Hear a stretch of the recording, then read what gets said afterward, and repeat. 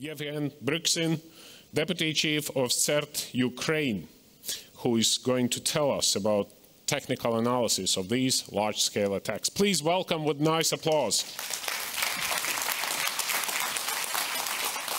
Yevhen, Varoņam slava.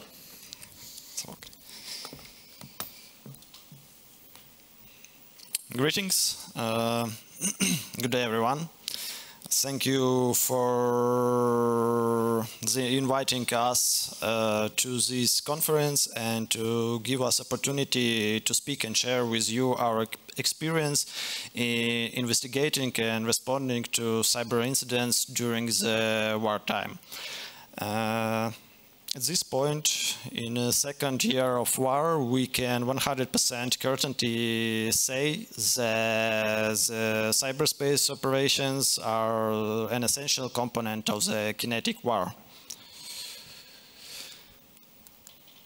And I represent the Computer Emergency Response Team of Ukraine, which is a department of the State Service of Special Communication and Information Protection of Ukraine.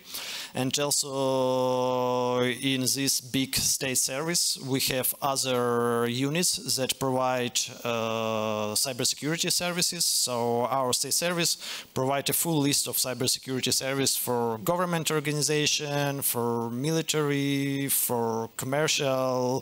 So we work at national level.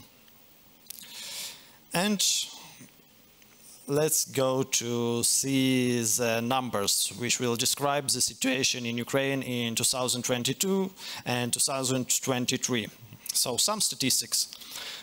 In 2022, we registered and processed more than 2,000 cyber incidents. This is the incidents when we work directly with the victims, not automatically processed, but processed by our analytics.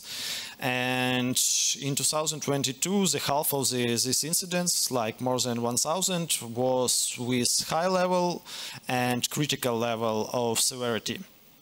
This is the incidents that, like, the attackers managed to influence the work of organization and even gain access to their networks, and in some cases conduct the destructive activity. In overall, in 2022, we had registered from 2 to 5 critical or high incidents per week. The number of critical incidents decreased in 2023. But you can see that it's not meaning that the number of cyber attacks decrease, yes? It's meaning that the attacks become less successful. But we see the big increase of medium incidents because they still attack, but with less effectivity.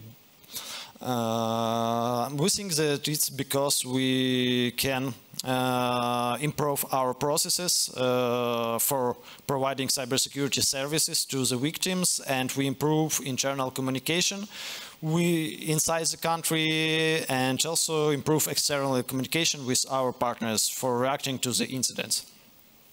The most interested sectors that becomes the victims of the attackers, of course, is on first place government and military, which is logical in the wartime, and other sectors is commercial, finance, energy, and telecom and IT. We, in 2023, telecom and IT sector, the number of critical incidents and high increased, and in energy too. The difference is that the attacks on energy sector will we think that it will increase nearly to the winter, like it increased in the last year.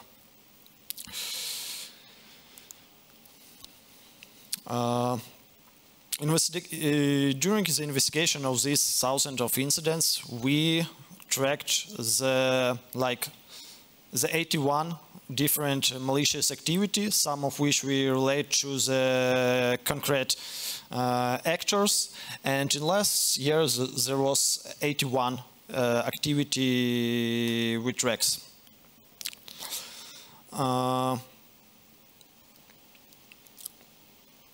Some of these actors we already know their names, like Gamaridon, Cadet Blizzard, Sandworm, and we can relate these actors to the state-sponsored, yes, like state-sponsored actors, and this is the number of cases that we registered to the specific actor in last year. The situation in this year changed, and at this moment we track 119 different threat activities which targeted Ukrainian cyberspace. And we saw the new actors, already new actors that became more activity. For example, in this year we see a new old actor, Smoke Loader, which was inactive. The activation of such group as APT28, which engaged in cyber espionage, and their activity increased significantly. And let's go to the specific actors. So I will explain how they work. I will explain some active actors that we monitor in Ukraine. On first, sorry for mistakes in the word. On first place, the more active actor, like you can see in 2023, in 2022, is the Armageddon group. Of all of the actors we monitor, Gamaridon carries out the largest number of cyber attacks. We monitor this activity like UAC 0010, and there was not a week went in the 2022, 2023 that we didn't record some new mass phishing email attack provided by this actor.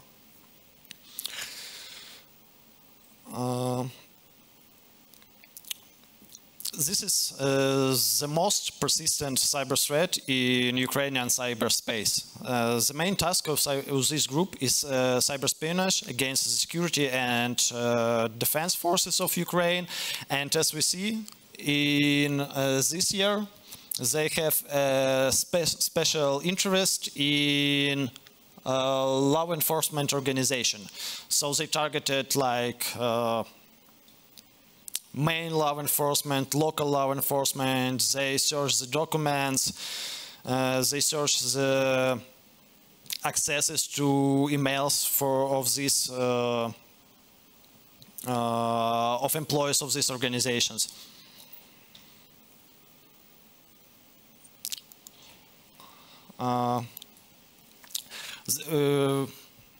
Every day we know that there are thousands and thousands of computers in Ukraine that are affected by these sectors, and it's very hard to deal with it, to clean this all, because, as I mentioned, every week they provide a new phishing attack, and like the chain of their attacks, they provide one attack, then compromise the emails, like government emails, emails of public email providers in Ukraine, and provide a new and new and new. Every week they change the malware, they change the infrastructure, they change their documents names, so it looks realistic. And because of this, so many victims they have. Also one of the way to provide these attacks is messengers like Signal.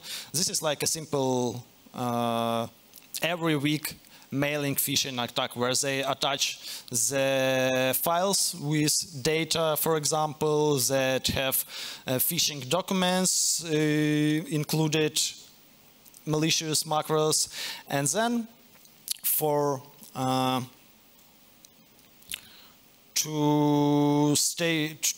persistence, they use Telegram channels which have like specific channel for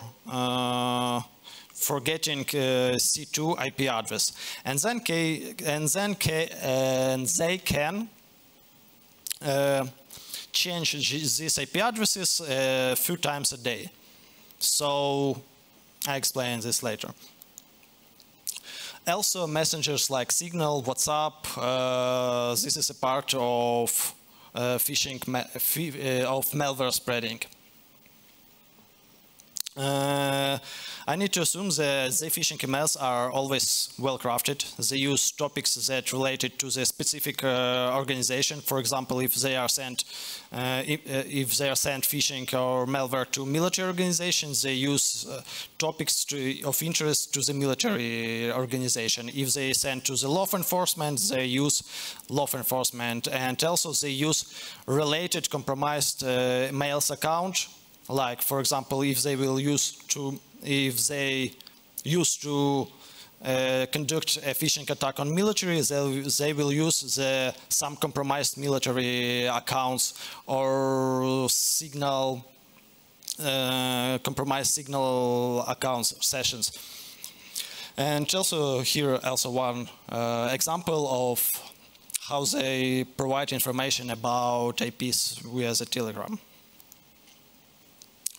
This is the example of registry changes after Armageddon unification. This is the specific tools that they use for stealing documents. For example, in these two tools, they looking for documents with specific words like top secret, like report, or some other things. So they searching contract documents. After analyzing hundreds of attacks, we create a table of the host-based indicator of compromise, because we know that they change the IP addresses and domain names of their infrastructure like 5-6 times a day. So time to live of these UC is not very long. So we create the table for our government organization, which provide information of host-based indicators of compromise, where you can search this malicious activity on your hosts in different registry, in different locations, where in 90% events they store their malware.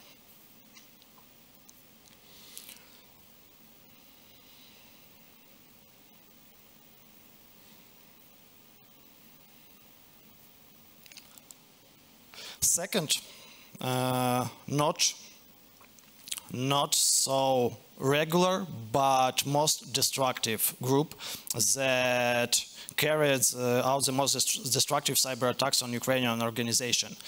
They cause even more big problems to the Ukrainian organization is the Sandworm group, which are related to the Russian Federation intelligence unions, GRU.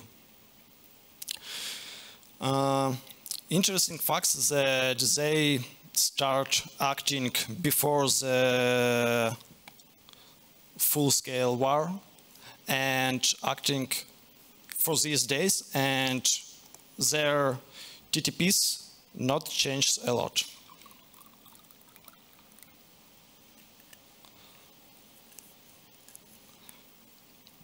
In the first half of 2023, we can see the targets that they're interested in, and we see the creation of mass media organizations they want to target. I will explain why they target mass media in the end of this sector. So, they have some channels where they post information about their activity. In 2022, they used channels of hacktivists like Hacknet Team and Cyber Army of Russia. Some of their leakage they post on the hacktivist sites like Zara, but in the end of spring of this year, they create their own channel, Soncepok, where they post all of their activity. Like The main tactics of this organization is like the vulnerability exploitation of public resource, web shells on this resource, then tunneling into the network, open tools like that you can download from GitHub to lateral movement, but if they can do not use these open tools, they will use only legitimate ways, such as RDP, VPN, so it's always very difficult to find what they do in the network. And they stay in the network for a couple of months, and they provide destructive activity in the network. Many of these destructive activity then posted on their resources. At this moment, they post all this activity on the PERC channel, and in this year they changed tactic to make these incidents like to push this incident to the media, and not to the Russian media, to the Ukrainian media. For example, in last 10 attacks, maybe 10, maybe a little bit less attacks that they posted in their Telegram channel. In parallel, they compromised and provide attacks on mass media organization, get a compromised accounts of different journalists, and when they post a Telegram channel, they make a legal post on a big mass media where they write this attack, for example, from some minister of Ukraine. Yeah, that minister of Ukraine says that, yeah, there was attack on us, and this, the main cybersecurity subjects of Ukraine, they can't do nothing. So they start the campaign for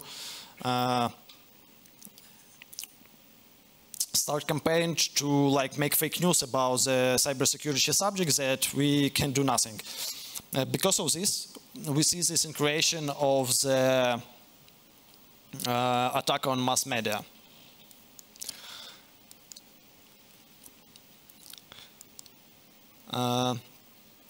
They have a very big tool set with destruction tools, destruction malwares. The most interesting of this is Indestroyer 2, which was provided on disabling energy power stations. And at this moment, the most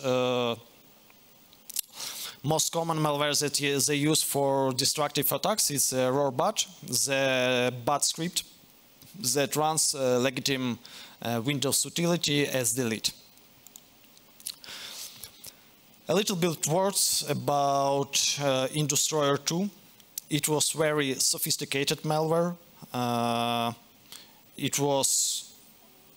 We provide very hard work to identify and localize this activity. And this attack this attack was provided in April 2022 at the beginning of the war. They attack a big energy organization in some of regions of Ukraine. And in these attacks, they use a full pack of their soft. They use like Viper full shred, which was the target of the full shred was the Linux systems. Also, they use the simple Viper Solar Shred, but it works on Solaris systems. So the simple functional like in full shred, Solar Shred, it detects if the system is Solaris, so it searches to the IBM databases, Oracle databases, and destroys the databases first, then wipe all other. Also, they use the Caddy Viper and Indestroyer. They use a link with Caddy Viper and Indestroyer. They run Indestroyer first to to power off on the energy station, and in the 30 seconds after in destroyer run, they run the Caddy Viper for deleting all their evidence of, you see the tasks, evidence of compromise, yes, but with cooperation, in cooperation with victim, we can prevent this full attack.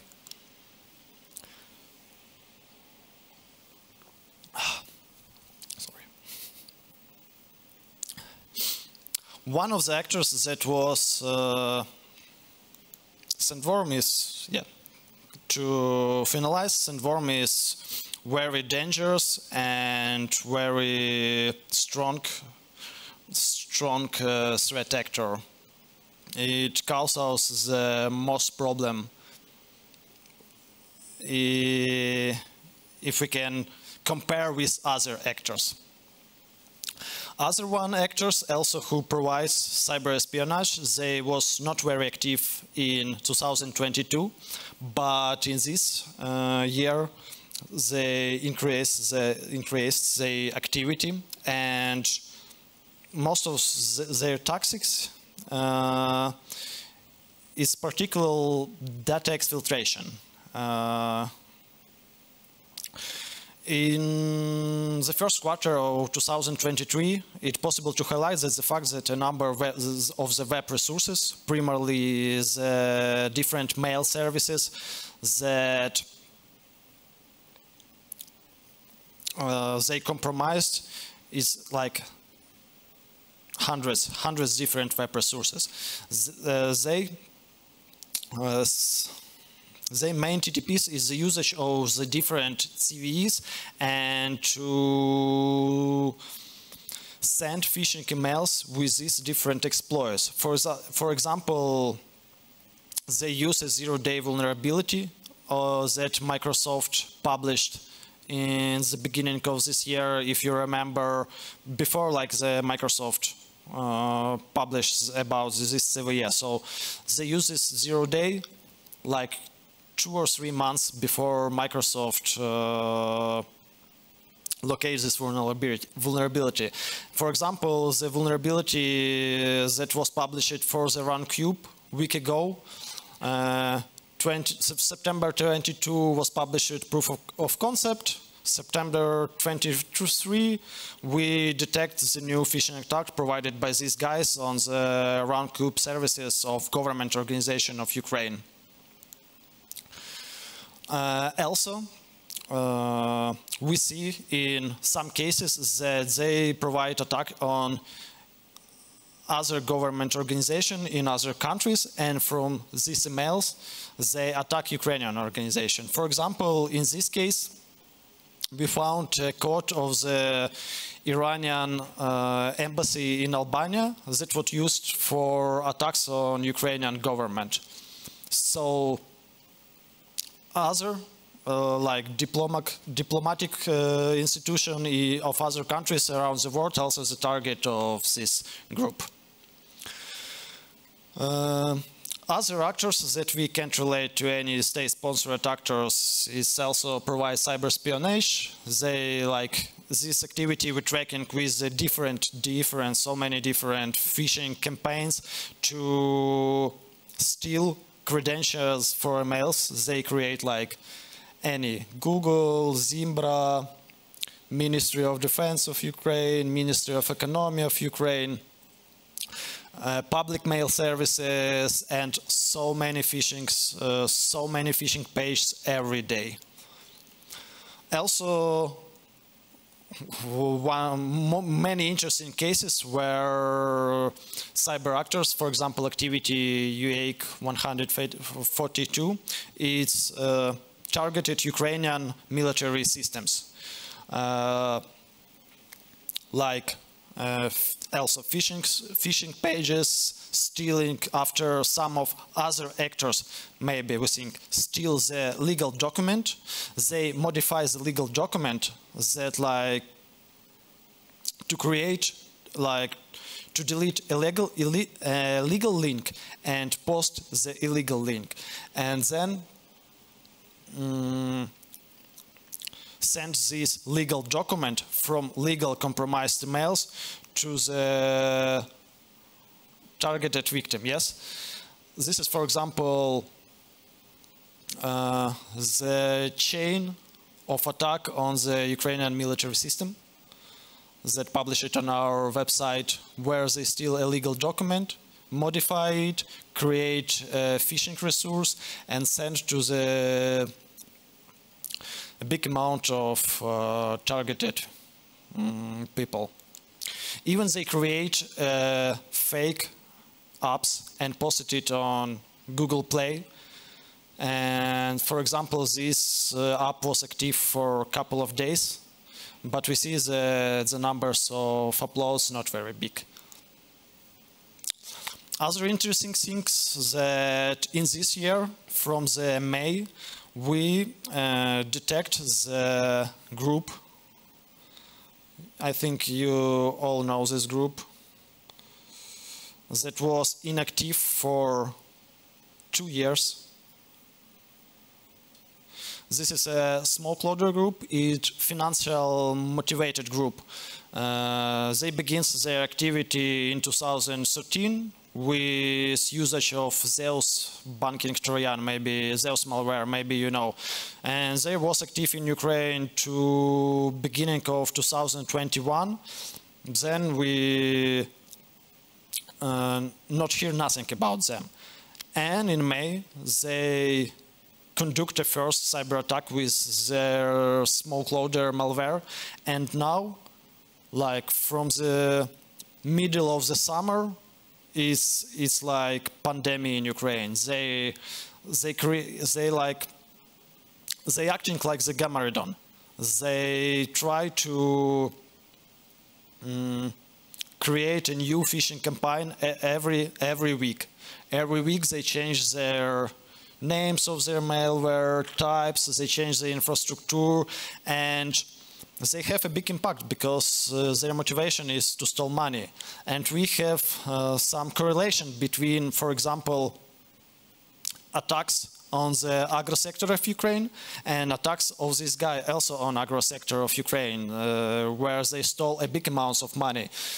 They provide their activity on different finance stuff of the organization, craft emails like payment instruction from banks, steal the bank's account and steal the money. They have infrastructure of, they have a big amount of compromised email, big infrastructure. So these guys also conduct a big damage to the commercial, or mostly to the commercial organization. Also, one of the, I think, interesting threats in Ukraine is UAC 100. We call them cyber marauders. So they provide their activity on the less protected parts of the citizens of Ukraine. For example, from refugees from occupied territories. Their tactics consist of, I have time up, I have 2 minutes. So they create many different pages on Facebook. They provide aggressive adverts to the different parts of citizens of Ukraine. And then when you click on this reclam, they have a big network of bots where they write, oh, I receive money, you need to pay $1,000 and you will receive $10,000 from help from European Union or from US, you will receive some aid. And many thousands of people becomes a victim of this fraud. You can see a chain of this.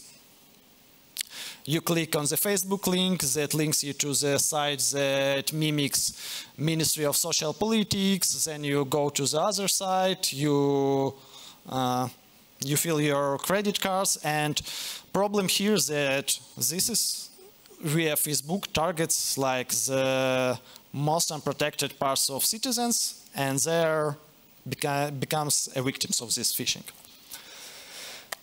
Our expectation, it's like the growth of sophisticated attacks.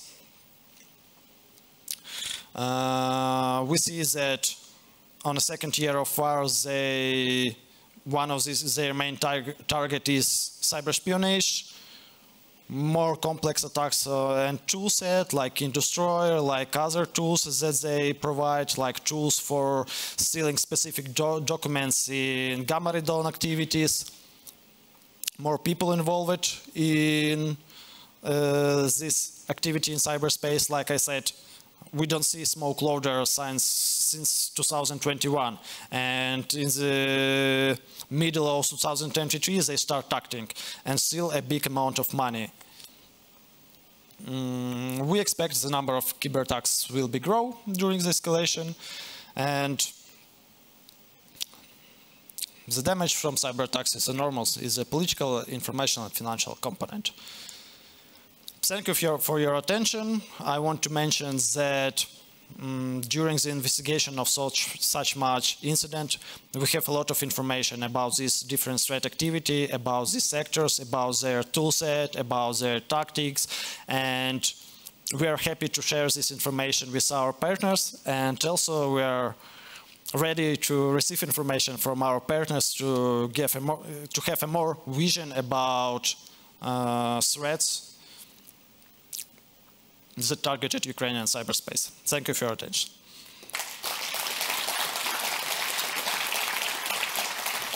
Yevhen, thank you so much for sharing a lot of information. I can imagine that one thing is you showing this to the audiences, and another thing, I do believe you are collaborating closely with other countries as well. So for our NCCs, it must be, you know, something that maybe they are already somehow addressing, because if you do change those things a couple of times a day, it becomes really, really hard. Yeah. You have a lot of questions. I can't give you all of them, but I'm willing to sacrifice a little bit of a coffee break, because really, really a lot of questions. I try to ask them quickly, and if you know the answer, okay. How do you monitor Telegram channels? They grow like mushrooms. After we do not monitor every Telegram channel. We get some specific channels when we analyze the malware samples, and in these samples we saw these channels. But if it's related to the gamma ray dawn group, we not very interesting for providing these AOCs, because they change their AOCs based on IPs and domains, because as I said, they change 5-6 times a day the infrastructure, and we think that they have automated process for changing this infrastructure. Okay. Did you notice any targeted compromise attacks on the country's backbone network infrastructure? Background networking. Backbone. Backbone. Yeah, the main circle in between major. No. No. Okay. Somebody is following a bunch of pro-Russian hacktivist groups on Telegram, and it seems that in many cases these leaks happen due to insiders. Now, how do you mitigate that?